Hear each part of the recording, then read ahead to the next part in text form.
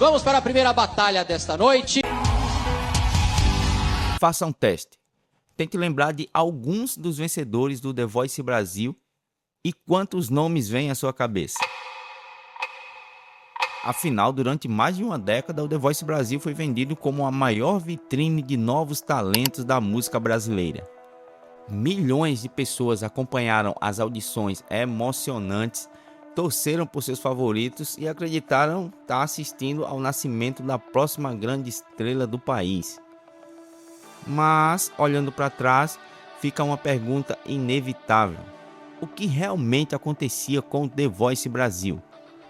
Para responder essa pergunta, precisamos voltar para o início da década de 2010. Naquela época, a televisão ainda ocupava um lugar muito diferente do que ocupa hoje. Antes das redes sociais dominarem a forma como consumimos música, era a TV quem apresentava novos artistas ao país inteiro. Grandes programas tinham o poder de transformar desconhecidos em celebridades praticamente da noite para o dia. Foi exatamente nesse cenário que o The Voice Brasil chegou.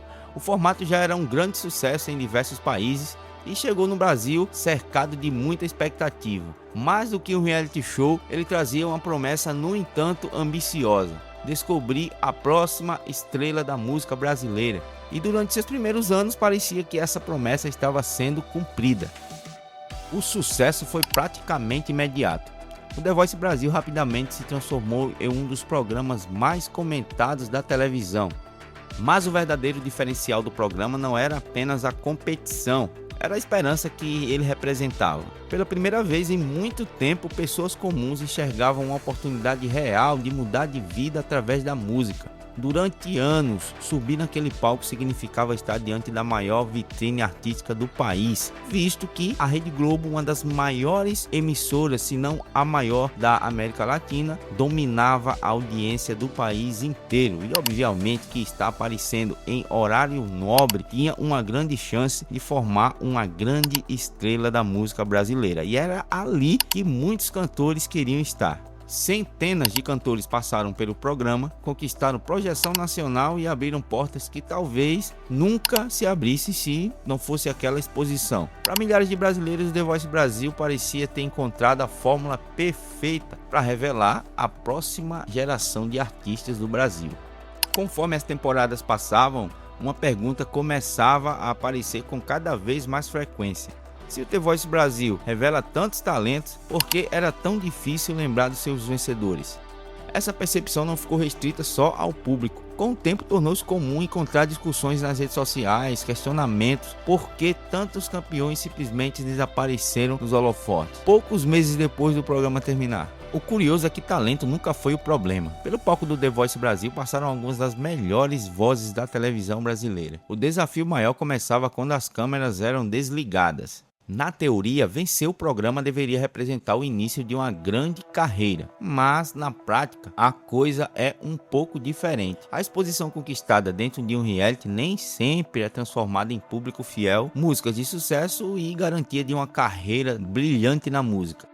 O Sam Alves venceu a segunda temporada do programa e se tornou um dos campeões mais lembrados do The Voice. Mesmo assim, anos depois, longe da grande mídia, ele resolveu dar uma pausa na carreira para reconstruir a sua vida, mostrando que vencer o reality era apenas o começo de uma jornada.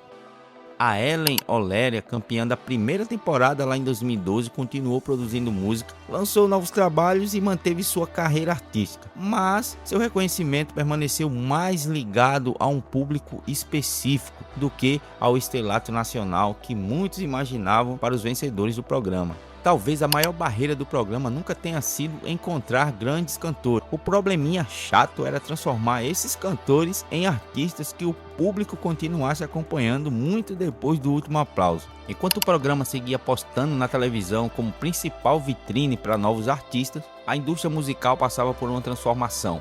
O público já não dependia mais da TV para descobrir novos cantores. Plataformas como o YouTube, Spotify e até mais tarde o TikTok passaram a revelar artistas de forma muito mais rápida e direta. Ao mesmo tempo, construir uma carreira se tornou algo completamente diferente. Já não bastava cantar bem, era preciso lançar músicas constantemente, criar uma identidade artística, manter presença nas redes sociais e conquistar uma comunidade de fãs fiéis. E isso ajuda a explicar um dos maiores paradoxos do programa. O The Voice nunca deixou de revelar talentos. O que mudou foi o caminho para transformar esses talentos em grandes estrelas. Curiosamente, o fim do programa na Rede Globo não aconteceu porque ele havia propriamente perdido a sua relevância.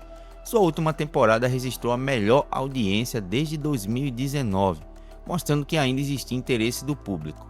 Mas a televisão já não ocupava o mesmo lugar na indústria musical, e o The Voice precisou enfrentar uma realidade que ia muito além de um simples programa de TV. Talvez a maior ironia do The Voice Brasil na Rede Globo seja que o programa cumpriu parte daquilo que prometia. Ele revelou grandes vozes, emocionou milhões de pessoas e apresentou artistas que dificilmente teria aquela oportunidade em outro lugar. Mas descobrir grandes cantores nunca foi o suficiente para criar grandes estrelas. Enquanto o programa continuava procurando talentos para a televisão, a música já havia encontrado novos caminhos para revelar seus artistas. Por isso, talvez a principal pergunta nunca tenha sido o que aconteceu com The Voice Brasil. A verdadeira pergunta é: em que momento a televisão deixou de ser o principal palco para criar grandes nomes da música brasileira?